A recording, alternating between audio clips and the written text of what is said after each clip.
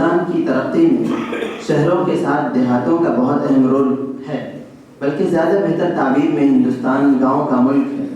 اس سلسلے میں شہروں کے ساتھ خصوصاً دیہات کے مسائل کو جاننا اور ان کا حل پیش کرنا یہ نہایت ضروری امر ہے۔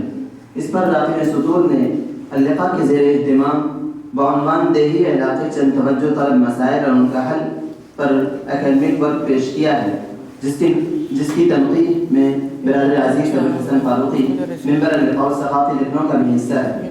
پریزنٹیشن کی ذمہ داری بھی ان پر ہے۔ ہم دعوت دیتے ہیں برادران کو کہ وہ آئیں اور دیہی علاقے کے مسائل اور حل پر اللقاء کے ذریعے تیار کی گئی تحریر پیش کریں۔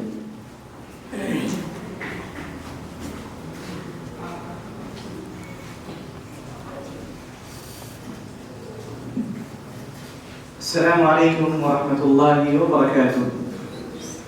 بسم اللہ الرحمن الرحیم۔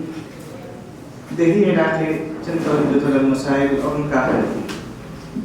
کہا جاتا ہے کہ ہندوستان دیہاتوں کا ملک ہے۔ یہاں کی 70% سے زائد آبادی گاؤں میں رہتی ہے، مسلمان بھی اس میں شامل ہیں۔ ہندوستانی مسلمانوں کے تفریحی مسائل میں ایک اہم اور قابل توجہ مسئلہ دیہی علاقے پر خصوصی توجہ کا فقدان ہے۔ شہر میں وسائل ہوتے ہیں جس بنا پر سارے کام گاؤں کی بنسبت آسانی سے ہو جاتے ہیں۔ مسائل تو شہروں میں بھی ہیں اور بے شمار ہیں، لیکن وہ فی الوقت میری بحث کا موضوع نہیں ہے۔ اس لیے ہم دیہی علاقے کے نہایت اہم مسائل پر توجہ مرکوز کریں گے۔ دیہی علاقے کی تعریف الگ الگ انداز سے کی گئی ہے اور سب کا خلاصہ یہ ہے کہ یہ وہ علاقے ہیں جہاں کو آبادی کم ہو، رہائش اور زراعت کے سامان بھی زیادہ سے زیادہ موجود ہوں، میسر ہوں، مگر سہولیات کا فقدان ہو۔ دیہی علاقے میں آباد مسلمانوں کے چند توجہ طلب مسائل اور ان کا حل ذیل کی سطروں میں درج کیے جاتے ہیں۔ نمبر 1 تعلیمی مسئلہ، نمبر 2 معاش اور صنعتی ترقی، نمبر 3 ماحولیات، نمبر 4 تہذیب و تمدن، نمبر 5 علاقے پر خصوصی توجہ کا فقدان۔ قلت وقت کے پیش نظر سے 3 مسائل کا ذکر کرنا مناسب ہوگا۔ منظم اور معیاری تعلیم و تربیت کسی بھی سماج کی سب سے بنیادی ضرورت ہے۔ دیہی علاقے کا ایک اہم مسئلہ بنیادی تعلیمی انفراسٹرکچر ہے۔ نصاب تعلیم اور نصاب تربیت کا معیاری نہ ہونا ہے اور اس سلسلے میں جدید وسائل کی فراہمی و ترقی کا مقبول ہونا ہے۔ دیہی علاقوں میں مدارس، مکاتب، اسکول اور کوچنگ سینٹرز وغیرہ ابتدائی درجات اگر موجود بھی ہیں تو نصاب تعلیم اور نظام تعلیم معیاری نہیں ہیں، اچھے اساتذہ نہیں ہیں، بنیادی انفراسٹرکچر نہیں ہے۔ تعلیم کے لیے جو جدید اور ہائی ٹیک سہولیات و ذرائع ہونے چاہیے ان کی تو بات ہی نہیں ہے۔ اسی لیے دیہی علاقے میں تعلیمی پسماندگی پائی جاتی ہے۔ اس جانب خصوصی توجہ کی ضرورت ہے۔ اس کا حل یہ ہوگا کہ خطے کے مؤثر افراد سے مل کر سب سے پہلے ایک گروپ تشکیل دیا جائے، پھر انفراسٹرکچر کی فراہمی کے ساتھ موجودہ دور کے پیش نظر ایک جامع نصاب، بہترین اور دلکش نظام تعلیم تیار کیا جائے جس میں لڑکوں اور لڑکیوں کی الگ الگ تعلیم کا نظم ہو۔ اس سے لوگ تعلیم کی طرف راغب ہوں گے جو ابتدائی مدارس و مکاتب اور اسکول اور کوچنگ سینٹرز میں موجود ہیں۔ انہیں مضبوط کیا جائے، نیز جہاں مزید اداروں کی ضرورت ہو تو وہاں اس کے لیے جدوجہد کی جائے۔ اس پورے نظام میں غریب و کمزور طبقات کا پورا خیال رکھا جائے۔ اس عمل کا لحاظ ضرور ہو کہ تعلیم جامع ہو اور 7ویں کلاس کے بعد ہنرمندی کے فروغ کی طرف بھی توجہ کی جائے۔ نمبر 2 تہذیبی مسئلہ۔ تہذیب اور مظاہر تہذیب کو بیان کرتے ہوئے فاضل مصنف سید سعادت اللہ حسینی رحمۃ اللہ ہیں، کسی سماج کی مشترکہ قدروں، جذبات، عقائد اور زندگی کے رویوں کے مجموعے کا نام تہذیب ہے۔ ان قدروں، عقائد اور جذبات کے اظہار رہن سہن کے طور طریقوں، زندگی کے آداب و اطوار، لباس اور غذا کے ذوق، آرٹ اور فنون لطیفہ کی صورت میں ہوتا ہے۔ انہیں ہم تہذیب کے مظاہر کہہ سکتے ہیں۔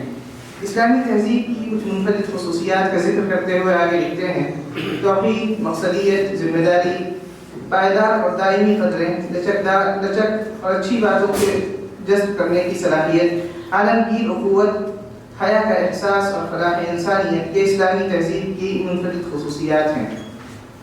یہ اصول اسلام کے شعائر اسلامی تہذیب کی انفرادیت اور شناخت ہیں۔ کسی دوسری تہذیب سے تعامل کے نتیجے میں ان بنیادوں سے محروم ہونا کسی صورت اسلام کو منظور نہیں۔ اس طور پر دیگر علاقوں کا ایک سنگین مسئلہ اسلامی تہذیب کی بقا کا مسئلہ ہے۔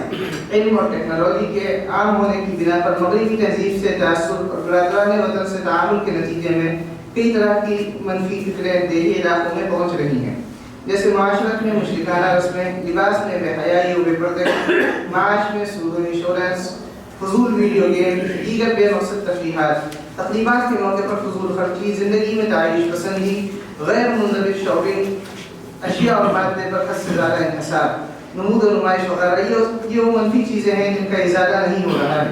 اس کی وجہ سے اسلامی تہذیب کی بقا کا مسئلہ پیدا ہو گیا ہے۔